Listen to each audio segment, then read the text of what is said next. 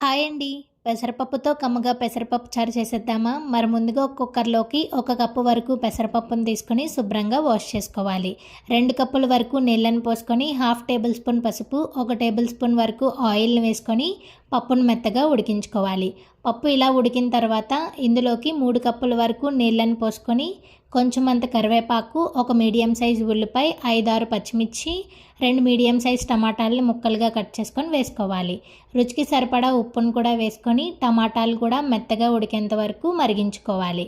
పప్పు ఇలా మరిగిన తర్వాత ఇప్పుడు ఇందులో తాలింపు కోసం మరొక ప్యాన్లోకి 2 టేబుల్ స్పూన్ల వరకు ఆయిల్ని వేసుకొని, ఆయిల్ హీట్ అయిన తర్వాత దంచుకున్న 5, 6 వెల్లుల్లి రెబ్బలు, 1 టేబుల్ స్పూన్ ఆవాలు, 1 టేబుల్ స్పూన్ జీలకర్రను వేసుకొని ఫ్రై చేసుకోవాలి. ఇవి ఫ్రై అయిన తర్వాత 3 ఎండుమిర్చి, కొంచెమంత కరివేపాకును వేసుకొని మరొక నిమిషం ఫ్రై చేసుకున్నాక ముందుగా మరిగించుకున్న పప్పును కూడా వేసుకొని కొంచెం కొత్తిమీరను కూడా వేసుకొని స్టవ్ ఆఫ్ చేసుకుంటే ఎంతో టేస్టీగా కమ్మగా ఉండే పెసరపప్పు చారు రెడీ. మీరు కూడా ఈ పెసరపప్పు చారును ఒకసారి చేసి చూడండి, చాలా బాగుంటుంది. మరి ట్రై చేశాక ఎలా వచ్చిందనేది కామెంట్ సెక్షన్లో కామెంట్ చేసేయండి. మరి ఈ వీడియోకి ఒక లైక్ ఇచ్చి సబ్స్క్రైబ్ చేసుకోండి. Thank you for watching.